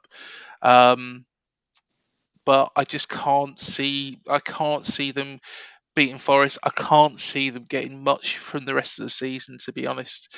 If they get to 27 points, they've done well. But yeah, Forest win all day. And I think it's probably going to be 2-0. And I think that'll put Southampton on the brink. Yeah, I'm just looking at the table, Kendall. I mean, were Forest to win, there would be 9 points off the bottom three, Southampton, to stay up. And obviously, they would only have 3 games to go. So it is inevitable that they are going down. What do you think is going wrong with Southampton this season? I honestly don't know, but again, they've been on the verge for about 2 or 3-ish years now. Like under Hasenhüttl as well, they nearly got relegated as well. So, they have been on the verge. I wouldn't care. I actually really admire their recruitment plan. In terms of recruiting like really, really good young talent from other clubs. They've had like a decent relationship with Man City as well of late. So, they have got really good footballers in that team. Like at the first half against us, they played some really nice stuff, but the second half, I've never seen anything like that. They literally just it was like they weren't even there. Honestly, they just completely weakened. They were awful, and yeah, I just think it's just they can't carry out whatever they're doing over a significant period. So yeah, it's just one of those things, and they'll be fine in the Championship as opposed to Everton because of their recruitment policy. So Yeah. really good, quick, intense young players. And I think they'll be fine in the Championship, and they will probably come straight back up. But yeah, it's just gone wrong for them, and their manager for me is not tactically apt enough, because that second half there, our changes strengthened us and theirs weakened them, and it could have been a very different story if it was the other way around.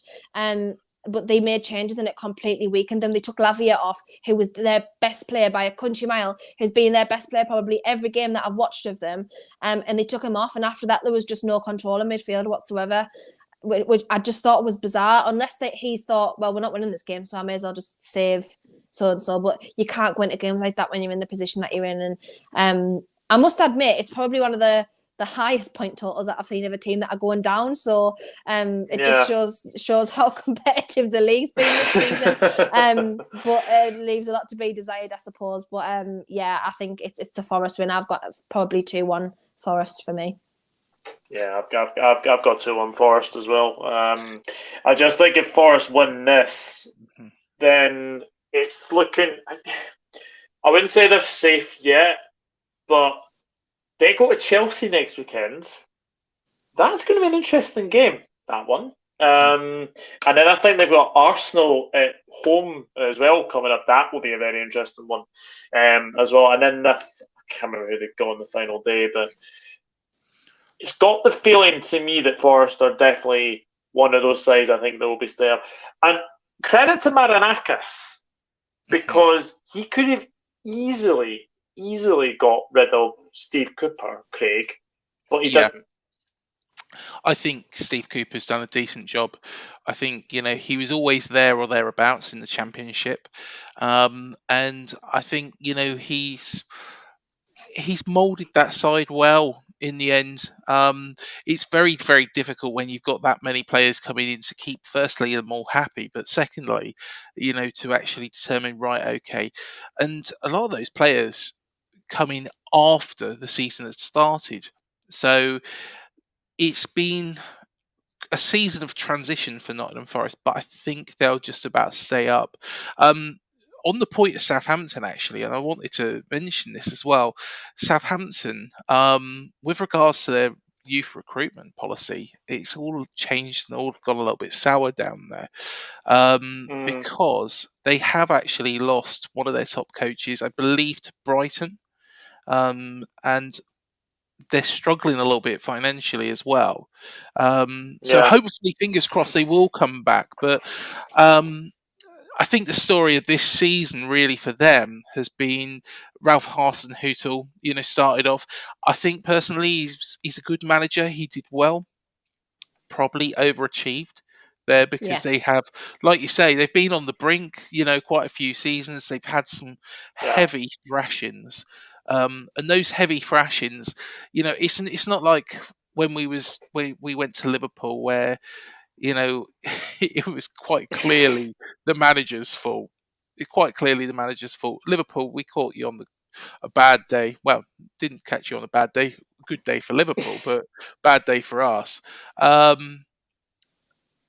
Southampton, when they've been beaten 9-0, you can say, well, they didn't, they just didn't look like they could give anything more at times. So I think Hasenhüttl did a good job, but people got very restless, and then they sacked him.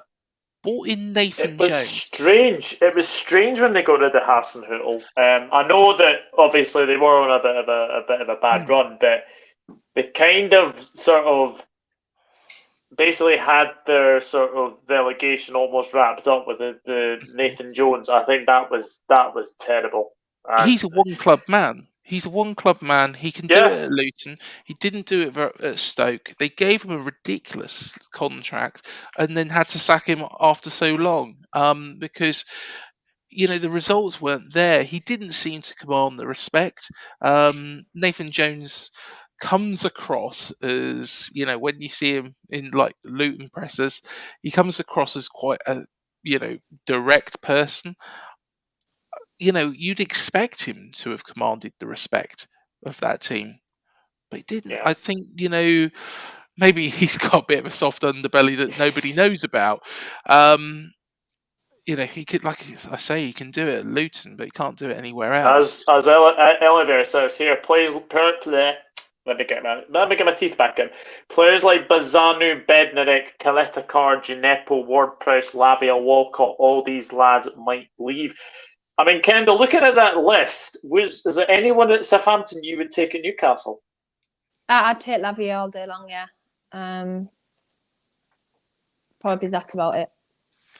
If he wants to stay down I don't mind Sulemana. I don't mind that Sulemana. I think he's quite good.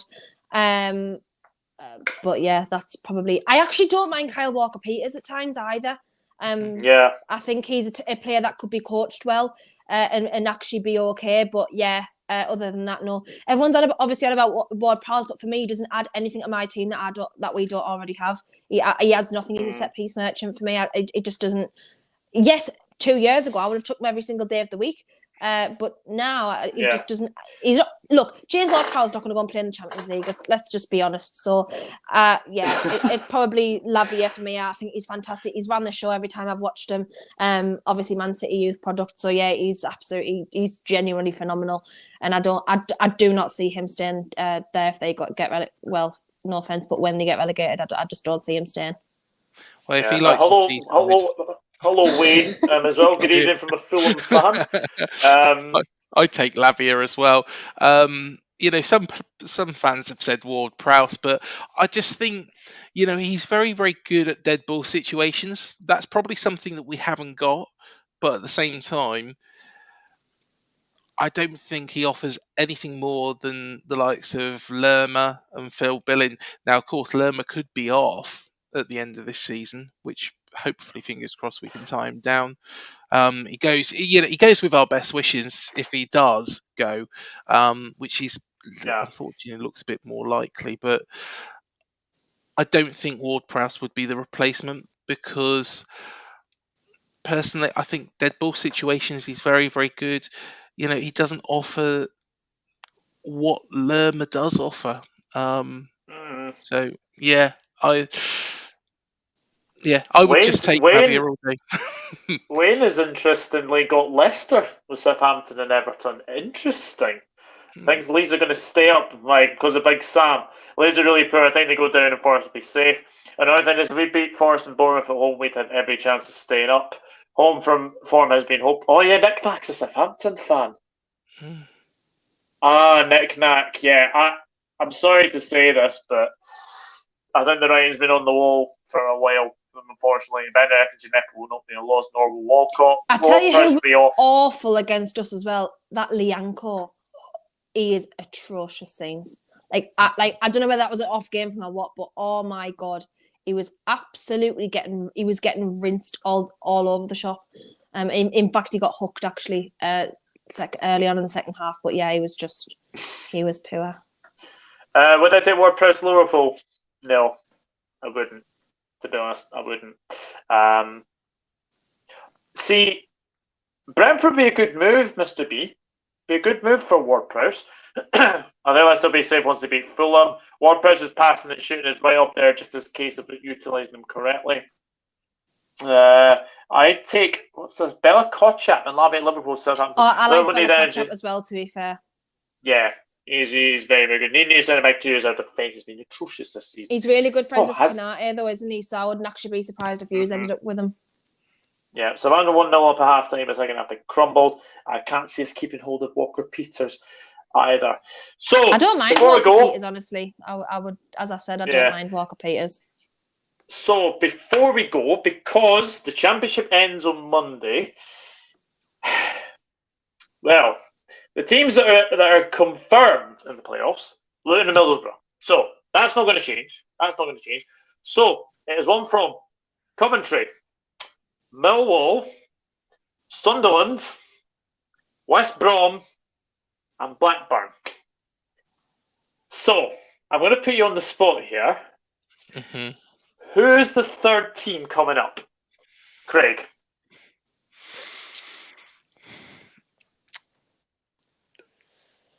I'll give you two. The team that I'd like to go up, and the team that I think will go up. So the team I think will come up is Middlesbrough. I think Middlesbrough, very, very good under Michael Carrick. He's done a fantastic job there.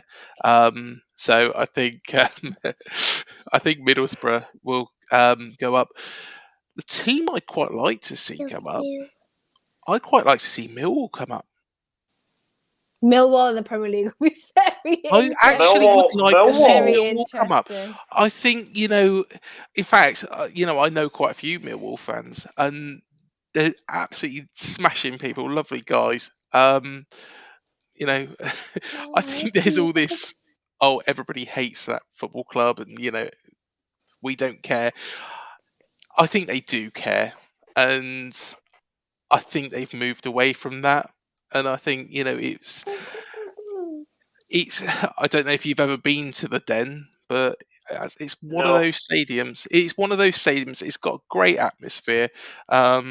It's not particularly in the best part of London, but I think it's quite a nice away day. So I know that sounds weird, but I'd quite like to see Millwall come up to the Premier League. So you're saying Middlesbrough, but you'd like Millwall to come up? No, I think Middlesbrough will. I'd like Millwall, though, to come up. Ooh. Kendall? Yeah, I think Middlesbrough will as well. I don't mind Middlesbrough coming up, to be honest. I don't feel like a rivalry with them like I would do Sunderland. Middlesbrough don't really have like any rivals in that respect. A bit similar to us in terms of like the Premier League. We don't have any rivals in the Premier League, so it would be nice to see them come up. Bit of a local away day for me, and I think Michael Carrick is doing a really, really, really good job. He's got some of those players like Chuba Akpom, for example, just playing phenomenally. Are you just enjoying yourself there? As you can tell, we've just recently lost a tooth, so we're a bit gap tooth at the moment, aren't you? But so Middlesbrough, for me, I think they will come up, and I would like to see them come up. But it'll be very interesting to see Luton in the Premier League. It'll be very interesting to see Millwall in the Premier League. So it could be a really, really exciting promotion for third place this year. So it'll be really, really good to watch, I think, this time round. Well, I think the four that will obviously be in the playoffs, I think after obviously Monday, I think obviously Luton and Middlesbrough. I'm going to go Coventry, and I hate to say it, Kendall, I think Sunderland are going to get it. Sunderland have played some really good football this year, to be fair to them. Both my parents remarried Sunderland fans, so we're very outnumbered actually in my family at the moment, Newcastle fans. But yeah, they've played some decent football, to be fair to them, so it actually genuinely won't surprise me if they're in the playoffs, but I just think there's other teams a little bit more ready than they are to come up. Yeah, and I actually think Coventry might be the ones that come up.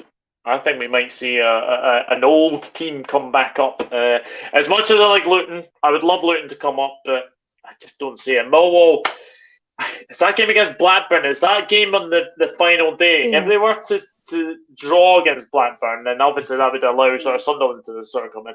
But if they win, I think they would guarantee themselves. I think Coventry are at Middlesbrough as well, so this is what makes it very, very intriguing, is that obviously you look at like Middlesbrough, they've obviously got Coventry. Luton, I think they got Hull, so you'd probably say Luton are going to win that game as well. But Sunderland are at Preston, Blackburn are at Millwall, so it shall be very, very interesting. But it has been a wonderful show. Thank you very much to everyone who's watched, and thank you to Craig and Kendall for coming on as well. Craig, I know that you've obviously been streaming on your channel as well, which I obviously invited you to. Tell the people where they can find you. Yep, so the channel is called UTC IAD, Up the Cherries in All Departments. So we do interviews, do our cherry picking podcast show, opposition preview shows, and also we do other special shows as well. So do check out if you want to find out a little bit more about what Harry has to say about the relegation battle. And also there's a really good video though I did with Harry Redknapp about some of the players that he bought in through the game, including Gareth Bale, which I'd never really heard much about. His first signing as Portsmouth manager was Eddie Howe. Yes, It was. No. It was. It was. Wow. Yeah. Yes. That's amazing. And then Eddie got injured on his debut, was out for the season. And that's true as well. Eddie Howe has always been very, very unlucky with injuries. And in fact, on our Cherries Extra channel, there is we did actually do a watch along of the 1998 Auto Windscreen Shield final against Grimsby. I know it sounds crazy, but Eddie played in that game. You could watch it on there. The audio is not particularly very good, unfortunately. But also on our Cherries Extra channel, there is the whole match if you want to watch it. And of course, Eddie played in that game. Wow. There you go. I'll have There to you go. watch Yes, it. I will try and watch that as well. Kendall, I know you have a channel, but you haven't had. I don't think you've streamed for a while, have you? Doug, every time I come on this show, I'm like, yeah, I'm gonna use that channel. I still have not. I don't think I've uploaded since like midway through last season, or maybe like early at the beginning of the season when it was like I was kind of trying to predict the Premier League shocks and stuff. So I don't use it very much. I really should, but I don't. But if you want to follow me on my socials or find me somewhere, you'll be able to find me here. All my socials are Kendall Robin. So yeah, Twitter, Instagram, YouTube, Twitch, TikTok, anywhere you want to find me, you will find me there. The latest episode of The Overlap is also available on the Overlap YouTube as well. Newcastle don't get much of a say, but if you are my Arsenal or Man City fan, then you do get spoken about a lot. So go and watch that. And yeah, that's it from me, I think. And our special guest. That's enjoyed it looking at herself in the camera. I think you might have to be a YouTuber. My head's there. But yeah, it's because the camera's mirrored. Yeah. But thank you for having me as always, Doug. Thank you. Yeah, it's a pleasure. It's an absolute pleasure. And hello, Amy. Hope you have a lovely bank holiday weekend, which I would imagine you do. Nick Nack says you should do streaming, Kendall. You know your stuff. There we go. Thank There we go, you. indeed. Guys. Maybe one day I will do it when I say I will, but yeah, absolutely. But guys, thank you very much for watching. It's been a fabulous show, and some interesting predictions as well. And obviously, we will be back next week as well with the week 36. Yeah, and I think there's more games to predict next week as well. Yeah, that's going to be very, very interesting. But guys, enjoy the football. It's going to, obviously, the King's coronation this weekend as well. I mean, obviously, if you're a Liverpool supporter, obviously the only king you really pledge allegiance to is obviously King Kenny Dalglish. If it's a Newcastle fan, it's King Eddie Howe. And Bournemouth, King Gary O'Neill. From the three of us, good night and enjoy your weekend as well. See you later. Bye-bye.